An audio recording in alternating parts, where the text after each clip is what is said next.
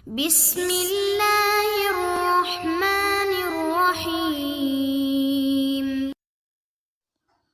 اعوذ باللہ من الشیطان الرجیم، بسم اللہ الرحمن الرحیم۔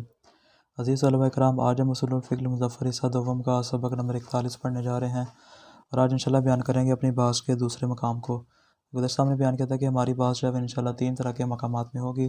پہلا مقام الحمدللہ ہم نے مکمل طور پہ بیان کر دیا، اور اس میں مصنف جو ہے وہ عدم اجزاء کے قائل ہوئے ہیں۔ آج بیان کرنے جا رہے ہیں بحث کے دوسرے مقام کو، جس بارے میں کہ اگر ہم کسی اصول عملیہ کے اوپر عمل کرتے ہیں حکم واقع نہ ہونے کی صورت میں، اس اصل کے اوپر عمل کرنے کے بعد میں اگر یقینی طور پر ہمارے سامنے خطا کشف ہو جاتی ہے، آیا اس صورت میں یہ والا عمل ہمارے لیے مجزی ہوگا یا اس کا اعادہ یا قضا وغیرہ کرنے کی ضرورت ہوگی؟ اگر مکلف اصول عملیہ میں سے کسی اصل پر عمل کرے جو کہ امر ظاہری کے طور پر حجت ہے، تو کیا یہ اصل کشف خلاف کے بعد ہمارے حق میں مجزی ہوگی یا مجزی نہیں ہوگی؟ اس بحث کو سمجھنے کے لیے بطور مقدمہ مصنف 6 طرح کے نکات کو یہاں بیان کرتے ہیں۔ پہلا نقطہ یہ ہے کہ اصول عملیہ کبھی بھی کاشف از واقع نہیں ہوتے، بلکہ صرف مکلف کو حیرت سے باہر نکالنے کا ذریعہ ہوتے ہیں۔ یعنی جس طرح ہم کہتے ہیں کہ ادلہ اجتہادیہ میں اور خود قط کے بارے میں کہ جو قط ہوتا ہے، یقین ہوتا ہے، وہ کیا کرتا ہے؟ وہ امارات جو ہوتے ہیں وہ مکلف کو کیا کرتے ہیں؟ واقع کی جانب لے کر جاتے ہیں، یعنی کاشف از واقع ہوتے ہیں، واقع کی جانب اس کو گامزن کر دینے والے ہوتے ہیں۔ لیکن اصول عملی ہوتے ہیں یہ کبھی بھی طریق الواقع یا کاشف از واقع نہیں ہوتے، بلکہ ان کا کام کیا ہوتا ہے کہ مکلف کو پریشانی اور تردد سے باہر نکالنے کا ذریعہ ہوتے ہیں۔ مکلف کو پتہ نہیں چل رہا میں اس عمل کو انجام دوں، اس کو دوں، میں اس کو چھوڑوں، اس کو ترک کروں، فلاں واجب ہے، فلاں حرام ہے، فرماتے ہیں اس حیرت سے باہر نکالنے کے لیے کیا کرتے ہیں؟ یہ ذریعہ ہوتے ہیں، اس سے زیادہ ان کا اور کوئی کام ہوتا نہیں ہے۔ دوسرا نقطہ یہ ہے کہ اصول عملیہ کو ادلہ فقاہتیہ کا نام بھی دیا جاتا ہے، اصول لفظیہ اور ادلہ اجتہادیہ کے مقابل میں ہوتی ہیں۔ پس جب تک ادلہ اجتہادیہ اور اصول لفظیہ ہمارے پاس موجود ہوں گی، تب تک فرماتے اصول عملیہ یا ادلہ فقاہتیہ کی ہمارے پاس نوبت نہیں ہوتی۔ جس طرح ہم نے کہا تھا کہ حکم واقعی ہوتے ہوئے حکم ظاہری کے اوپر عمل نہیں کر سکتے، چونکہ اصول لفظیہ اور ادلہ اجتہادیہ جو ہیں وہ ان کو احکام واقعہ کہا جاتا ہے، اصول عملیہ کو ہم نام دیتے ہیں احکام ظاہریہ کا۔ فرماتے احکام واقعیہ کے ہوتے ہوئے احکام ظاہریہ پر عمل نہیں کر سکتے۔ تیسرا نقطہ ہمارے پاس یہ آتا ہے کہ اصول عملیہ احکام اور موضوعات دونوں میں جاری ہوتے ہیں۔ جس طرح ہم نے امارات کے بارے میں کہا تھا کہ امارات کبھی احکام میں ہوتا ہے، امارات کبھی موضوعات میں ہوتا ہے، یہاں پر بھی ہم اسی طرح دونوں میں اس کو جاری کرتے ہیں۔ اور چوتھا نقطہ یہ ہے کہ اصول عملیہ کے ہمارے پاس 2 قسمیں ہیں۔ بعض اصول عملیہ ایسے جو کہ عام ہوتے ہیں، عام سے مراد کیا ہے؟ یعنی جو تمام کے تمام عوام میں برابر طور پر جاری ہوتے ہیں، جیسا کہ انشاءاللہ ہم آگے بیان کریں گے۔ وہ 4 طرح کے اصول عملیہ ہیں: اصالۃ البراءہ، اصالۃ التخیر، اصالۃ الاحتیاط اور اصالۃ الاستصحاب۔ فرماتے ہیں 4 طرح کے اصول عملیہ ہیں جو کہ عام شمار ہوتے ہیں، لیکن مقابلے میں بعض اصول عملیہ ایسے ہیں جو کہ خاص ہوتے ہیں، جو مخصوص عوام میں جاری ہوتے ہیں، جیسا کہ اصالۃ الحلیت، یعنی وہ صرف جب آپ کو شک ہوگا فلاں چیز حلال ہے یا حرام، فقط اس باب میں اصالۃ الحلیت جاری ہوگی۔ جب آپ کو شک ہوگا فلاں چیز پاک ہے یا پھر نجس ہے، وہاں پہ اصل طہارت جاری ہوگی۔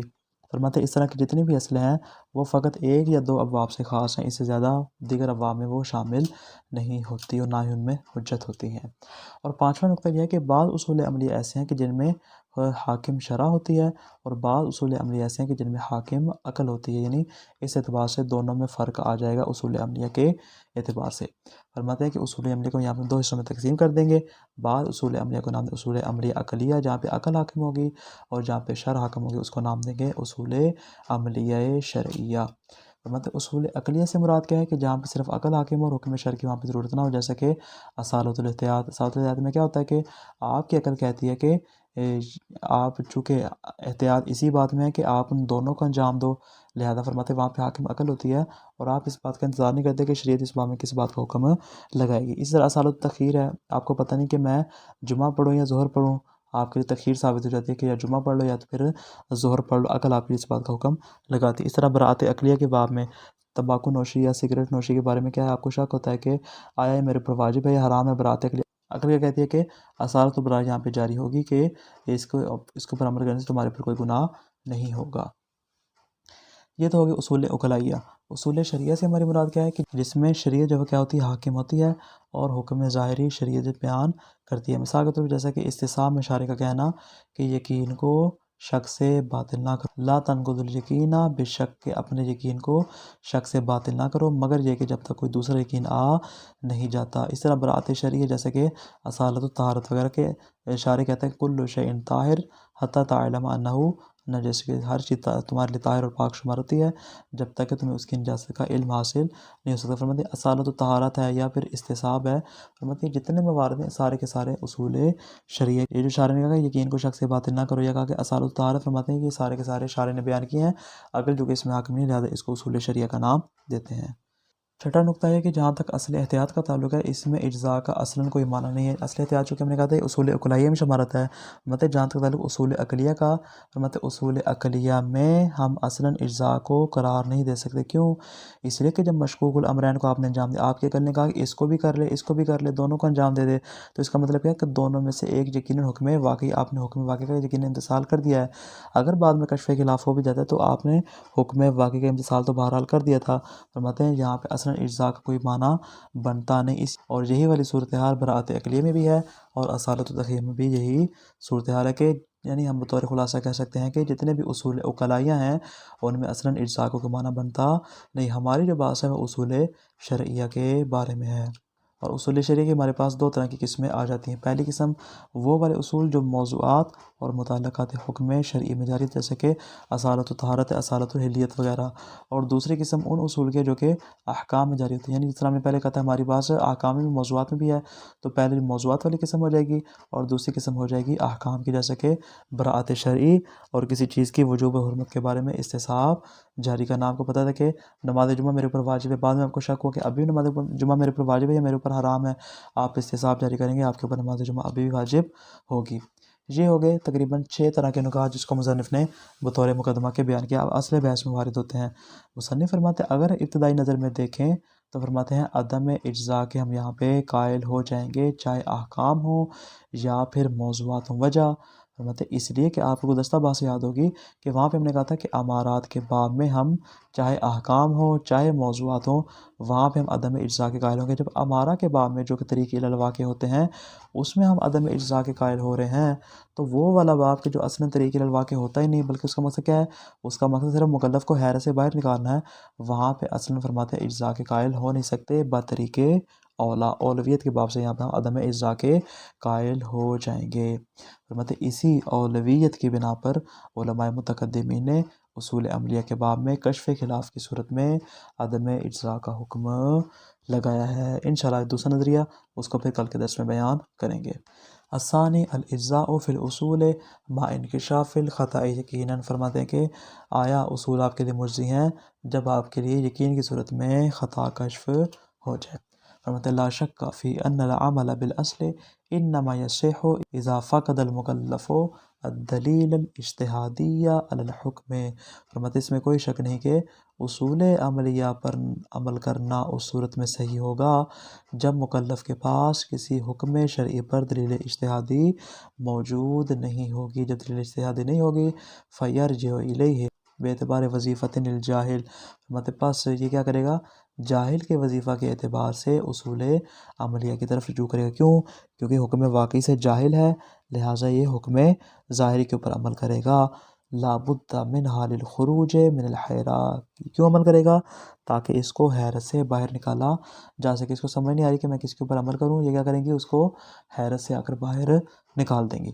فالاصل فی حقیقتہ وظیفۃ للجاہل الشاک ینتہی الیہ فی مقام العمل۔ دیکھا جائے تو حقیقت میں جتنے بھی اصول عملیہ ہیں یہ حقیقت میں کیا ہیں، اس جاہل شاک کے لیے وظیفہ قرار پاتے ہیں کہ جو اس کو مقام عمل میں منتہی قرار دیتے ہیں۔ کیا مطلب، یعنی مقام عمل میں اس کے لیے انتہا قرار پاتے ہیں، جب اس کو معلوم نہیں کہ میں اس کو انجام دوں انجام نہ دوں، فرماتے یہ اس کا وظیفہ انتہائی بیان کرتے ہیں کہ تمہارے لیے اس طرح عمل کرنا ضروری، احتیاط کر، تخیر کر یا استصحاب وغیرہ کر، جتنے بھی اصول عملیہ ہیں۔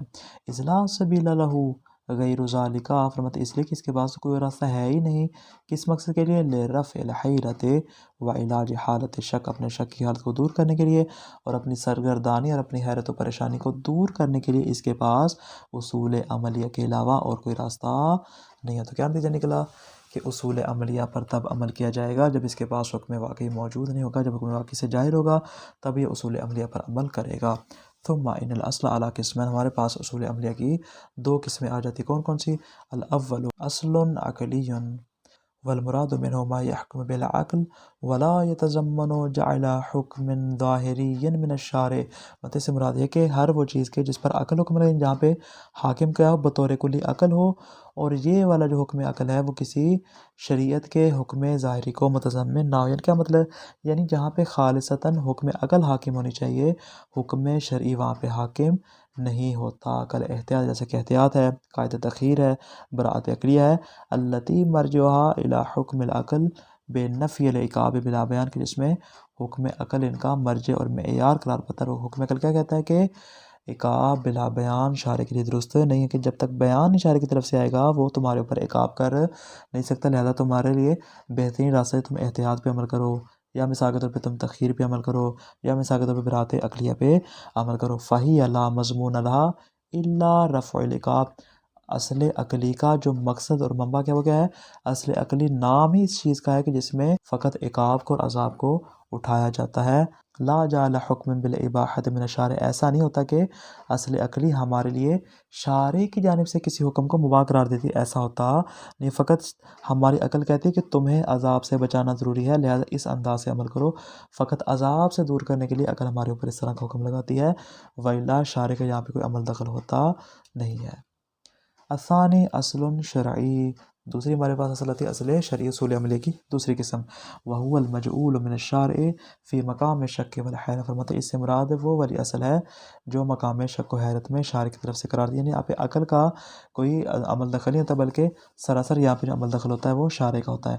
فیتضمن جعل حکم ظاہری، فرماتے پاس یہاں پہ حکم ظاہری کوئی متضمن ہوگا، کل سے جیسا کہ حساب شرعی ہے کسی وجوب کے بارے میں، کسی حرمت کے بارے میں، والبراءت الشرعیہ، براءت شرعیہ، التی مرجعها الی حکم شارع بالاباحہ، جس کا مرجع کیا ہوتا ہے کہ شارع تمہارے لیے کیا کرتا ہے کسی چیز کو مباح قرار دیتا ہے۔ مثال کے طور پہ ومثلها اصالۃ الطہارہ، جیسا کہ اصالۃ الطہارہ کے بارے میں شارع کیا کہتا ہے کہ جب تک تمہیں یقین نہیں حاصل ہوتا اس کی نجاست کا تمہارے لیے طہارت ثابت ہے، جب تک تمہیں اس چیز کی حرمت کا یقین نہیں ہو جاتا، کل شیء حلال، تمہارے لیے ہر چیز کیا ہوگی؟ حلال ہوگی۔ یعنی یہاں پہ کیا ہے؟ یہاں پہ شریعت ہمارے لیے طہارت کو اور حلیت کو ثابت کر لے، اس چیز کے اباحہ کو بیان کر رہی ہے۔ فرماتے اذا عرفت ذلک، جب آپ کے لیے صورتحال واضح ہو چکی اور تمام نکات اصول عملیہ کے متعلق واضح ہو چکے، فنقول، پس ہم کہتے ہیں، اولاً ان بحث الاجزاء لا يتصور فی قاعدۃ الاحتیاط مطلقہ، فرماتے ہیں کہ اجزاء والی جو بحث ہے وہ اصلاً قاعدہ احتیاط میں جاری نہیں ہوگی، اب اس میں فرق نہیں پڑتا، سواء کانت عقلیہ او شرعیہ، چاہے احتیاط عقلی ہو یا پھر احتیاط شرعی ہو۔ کیوں؟ لأن المفروض فی الاحتیاط، احتیاط میں کیا ہوتا ہے؟ احتیاط میں ہماری عقل جو کہ حکم لگاتی ہے، اصل عقلی شمار ہوتی ہے، هو العمل بما يحقق امتثال التکلیف الواقعی، فرماتے ہیں کہ وہ ایسے عمل کو ہمارے لیے لازم و ضروری قرار دیتی ہے جس سے تکلیف واقعی کا امتثال ہمارے لیے متحقق ہو جائے، یعنی تمہیں عذاب اور عقاب سے بچایا جائے، احتیاط کا مقصد فقط یہ ہوتا ہے۔ فلا يتصور فیہ تفویت المصلحہ، فرماتے اس میں اصلاً مصلحت کا فوت ہونا مد نظر ہوتا نہیں ہے، بلکہ اس کا مقصد کیا ہوتا ہے؟ اس کا مقصد یہ ہوتا ہے کہ فقط تمہیں یہ بیان کرنا ہے کہ تم نے کسی نہ کسی طریقے سے ایسے عمل کرنا ہے تاکہ تمہارے لیے تکلیف واقعی کا امتثال ہو جائے، اگر کشف خلاف ہو بھی جائے تو فرماتے اس میں مسئلہ نہیں، کیوں؟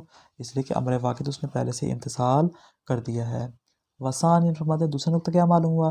کذالک لا یتصور بحث الاجزاء فی الاصول العقلیۃ الاخری، فرماتے اوپر تو ہم نے صرف احتیاط کی بات کی، فرماتے بطور کلی ہم کہتے ہیں احتیاط کے علاوہ جتنے بھی اصول عقلیہ ہیں ان میں کسی میں بھی ہماری بات سے اجزاء جاری نہیں ہوگی، جیسا کہ براءت عقلیہ ہے، وقاعدہ تخیر جیسے اصالۃ التخیر ہے۔ کیوں؟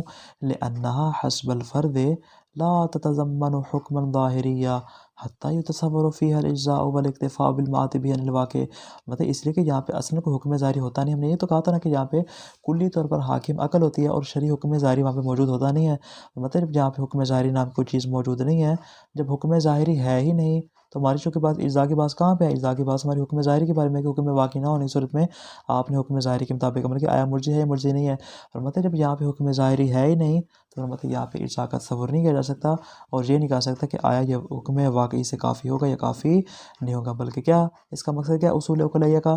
بل ان مضمونها هو سقوط العقاب والمعذوریت المجردہ، اس کا مقصد فقط عقاب کو ساقط کرنا اور تمہیں معذوریت قرار دینا اور بروز قیامت تمہارے لیے عذاب کو تم سے دور کرنا، فقط یہ اس کا مقصد ہے، اس کے علاوہ اصل عقلی کا اور کوئی مقصد نہیں ہے۔ وعلیہ، پس اس بنا پر فین حاصر الباس فی خصوص الاصول شریعت عدل احتیاط، ہماری جو بحث ہے وہ اصل شرعی میں ہوگی، اصل عقلی میں نہیں ہوگی۔ کل اس سے ثابت اصالت البراء والحلیہ و اصالت الطہارہ، فرماتے ان کے بارے میں میری گفتگو ہوگی کہ جن کو ہم نے اصل شرعی کا نام دیا تھا۔ اب فرماتے اب اصل بحث میں وارد ہوتے ہیں۔ وَهِيَ لِأَوَّلِ وَهْلَةٍ، فرماتے اگر ابتدائی نظر میں دیکھیں، لا مجال لتوہم الاجزاء فیہا لا فی الاحکام ولا فی الموضوع، فرماتے احکام کی بات کریں یا موضوعات کی بات کریں، دونوں صورتوں میں فرماتے ہیں کسی کو بھی اختیار نہیں کہ وہ اجزاء کا وہم کرے، اجزاء کا یہاں پہ اصلا وہم ہو ہی نہیں سکتا۔ فرماتے ہیں فَإِنَّهَا أَوْلَى مِنَ الْأَمَارَاتِ فِي عَدَمِ الْإِجزاء، اس لیے کہ فرماتے ہیں عدم اجزاء کے اعتبار سے امارات سے اولویت رکھتا ہے۔ کیوں اولویت کیوں رکھتا ہے؟ فرماتے اس لیے بے اعتبار انہا کما ذکرنا فی صدر الباس، جیسا کہ ہم نے باس کے ابتدا میں بیان کیا تھا، بے اعتبار انہا وظیفۃ عملیۃ یرجع الیہا الجاہل الشاک لرفع الحیرۃ فی مقام العمل والعلاج الوقتی، اس لیے کہ وقتی طور پہ علاج کرنے کے لیے اور مقام عمل میں خود کو حیرت سے باہر نکالنے کے لیے جو جاہل شاک ہوتا ہے وہ اس وظیفہ عملیہ کی جانب کیا کرتا ہے؟ رجوع کرتا ہے۔ اس کا مقصد کیا ہے؟ یہ وظیفہ عملی کبھی بھی طریق الواقع نہیں ہوتا، لیکن فرماتے ہیں کہ جو امارات ہوتے ہیں وہ کیا ہوتے ہیں؟ وہ طریق الواقع ہوتے ہیں۔ جب امارات میں ہم عدم اجزاء کو ثابت کر چکے ہیں تو یہاں پہ بطریق اولا ہم عدم اجزاء کو ثابت کریں گے۔ اما الواقع فہو علی واقعیت، فرماتے اس نے تو اس کو حیرت سے باہر نکالا، اس نے حکم واقعی تو عمل نہیں کیا، جو حکم واقعی اس کے مصلحت واقعیہ ہے وہ اپنے حال پر باقی ہے۔ فَيَتَنَجَّزُ حِينَ الْعِلْمِ بِهِ وَإِنْكِشَافِهِ، حکم واقعی تب متنجز ہوگا جب اس کے بارے میں اس کو علم ہوگا، ابھی تو یہ جاہل ہے۔ وَإِنْكِشَافِهِ، جب اس کو پتہ چلے گا کہ یہ والا حکم واقعی میرے حق میں منجز ہے۔ وَلَا مَصْلِحَةَ فِي الْعَمَلِ بِالْأَصْلِ غَيْرَ رَفْعِ الْحَيْرَةِ عِنْدَ الشَّكِّ، فرماتے ہیں کہ اصول عملیہ کے اوپر عمل کرنے میں کوئی مصلحت نہیں پائی جاتی سوائے کس کے؟ غیر رفع الحیرۃ عند الشک، شک کی صورت میں تمہیں حیرت سے باہر نکالنے کے علاوہ اس میں اور کوئی مصلحت نہیں پائی جاتی۔ فلا یتصور فیہ مصلحۃ وافیۃ، فرماتے پاس اس میں کوئی ایسی مصلحت موجود نہیں ہے کہ جو یتدارک بہا مصلحۃ الواقع، جس کے ذریعے مصلحت واقع کا تدارک کیا جا سکے، حتی یقتضی الاجزاء والاکتفاء بہ عن الواقع، تاکہ ہم اس بات کے قائل ہو جائیں کہ یہاں پہ یہ عمل مجزی ہے اور یہ حکم واقعی سے کافی شمار ہوتا ہے۔ فرماتے اس کی یہاں پہ اصلا نوبت آتی ہی نہیں ہے جب یہ صورتحال ہے۔